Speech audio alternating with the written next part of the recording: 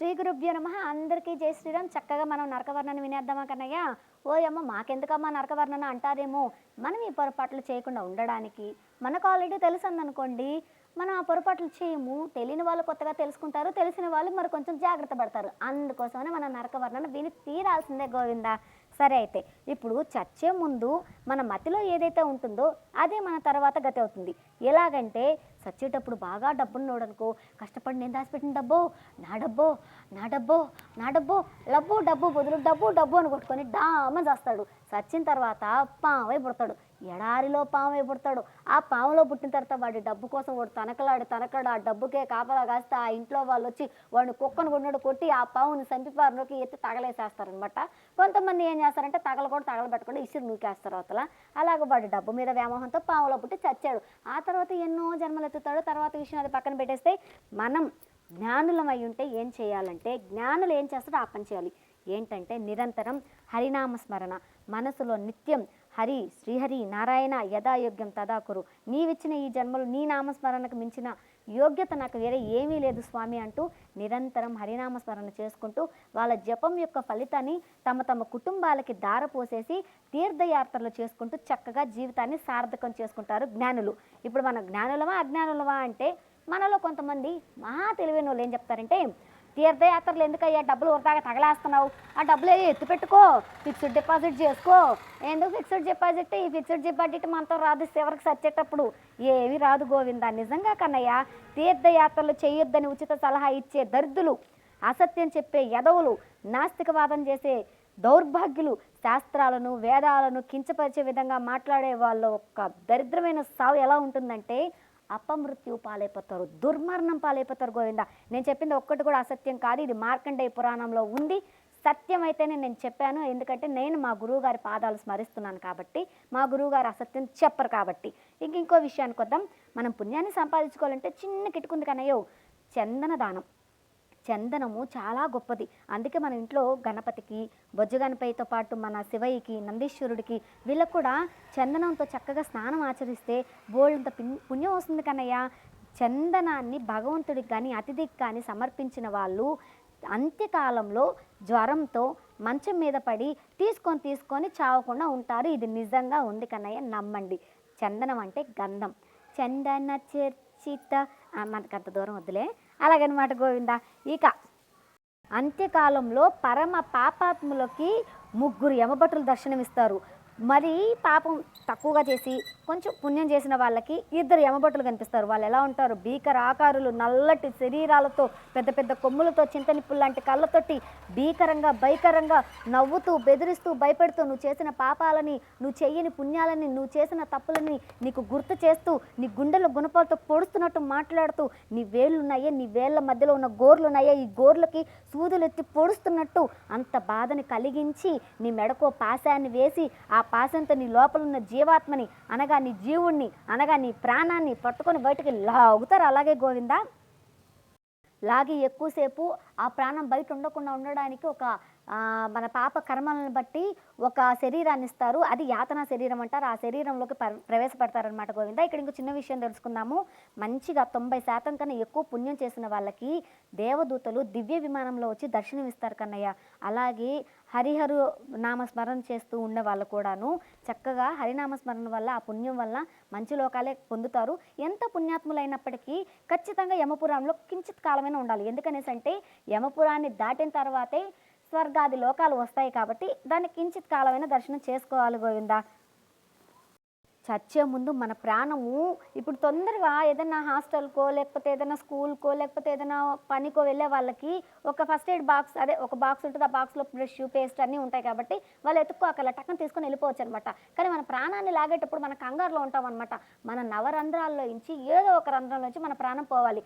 అంటే చెవు, ముక్కు, మలం, మూత్రం, మళ్ళీ అలాగే సహస్ర కమలం వేధించుకొని వెళ్ళే అంత సీన్ మనకి ఎవరికి లేదనుకుంటా. అంటే నాకైతే లేదు, మీలాంటి జ్ఞానులకు ఉండొచ్చు, నాకైతే తెలియదు. అలాగా ఏదో రకంగా ఏదో ఒక దారి నుంచి మన ప్రాణం పోక తప్పదు. అలా ప్రాణం పోయిన తర్వాత యాతన శరీరంలోకి ప్రవేశపెడతారనమాట ఆ జీవుణ్ణి. ఆ కర్మ మన కర్మ అయితే ఏదైతే ఉంటుందో ఆ కర్మను బట్టి కూడా ఈ శరీరం ఉంటుంది. కొంచెం పుణ్యం చేసిన వాళ్ళనుకోండి ఓ మంచి శరీరాన్ని ఇచ్చారనుకో, ఆ శరీరం ఏంటంటే ఎక్కువ కష్టాలనే కాకుండా కొంచెం సుఖాన్ని కూడా అనుభవించగలుగుతుంది. అంటే ఇప్పుడు మనందరం ఉన్నాం కన్నయ్య, అందరికీ శరీరాలు ఉన్నాయి. కొంతమంది శరీరాలు ఎప్పుడు అనారోగ్యంగా ఉంటాయి, కొంతమందికి ఎప్పుడు ఆరోగ్యంగా ఉంటాయి, కొంతమందికి ఏది తిన్నా పడుతుంది, కొంతమందికి ఏది తిన్నా పడుతుంది. అలాగా మన కర్మను బట్టే మనకి ఈ శరీరం, అలాగే మన జీవాత్మకు కూడా మన కర్మను బట్టే యాతన శరీరం లభిస్తుందన్నమాట. అందుకే బతుకున్నప్పుడు పుణ్యం చేసి తగలబెట్టు, పాపం చేయకుండా పుణ్యం చేయి. దానం ధర్మమే వేదాల నీతి సారం.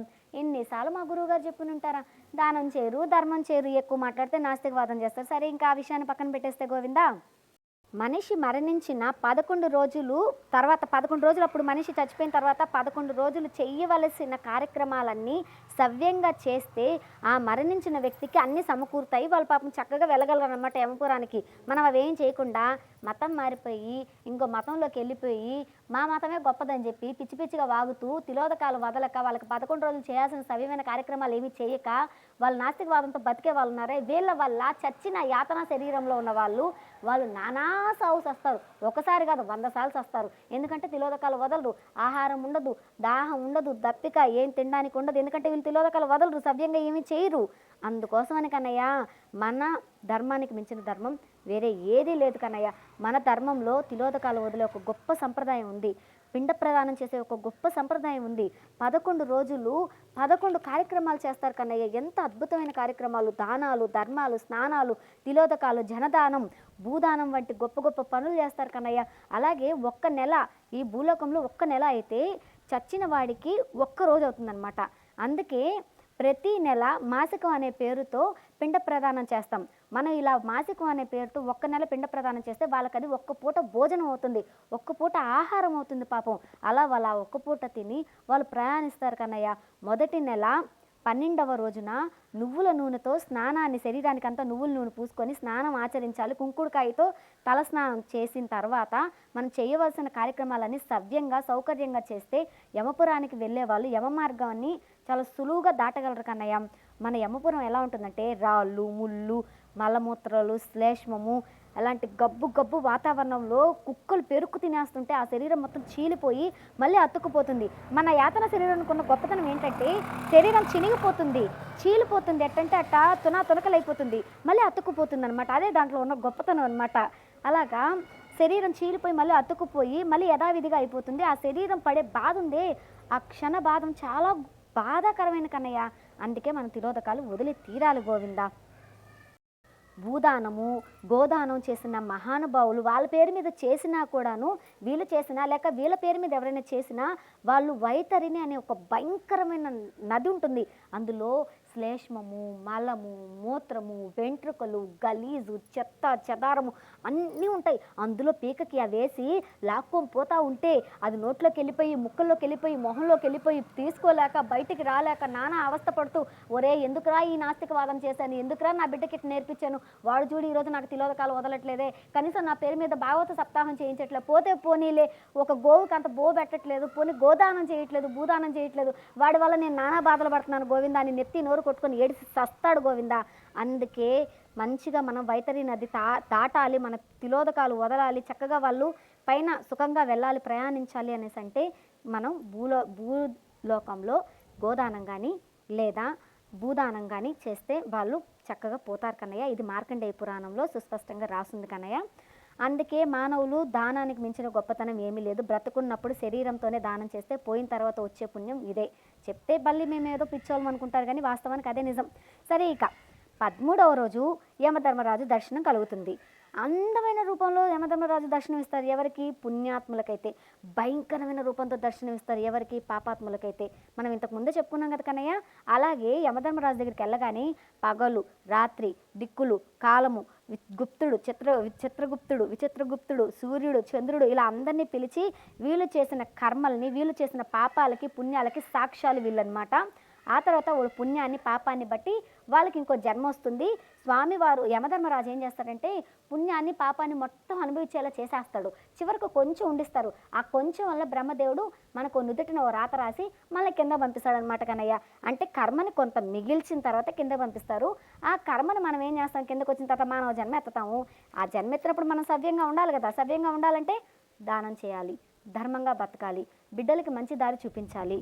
కన్నయ్య, ఒక విషయం పర్సనల్ చెప్తున్నాను అనుకోబాకండి, బాగా అర్థం చేసుకోవడానికి ప్రయత్నించండి. ఇందులో నేను ఏ మతాన్ని కించపరచట్లేదు, కేవలం నా ధర్మం గురించి చెప్తున్నాను.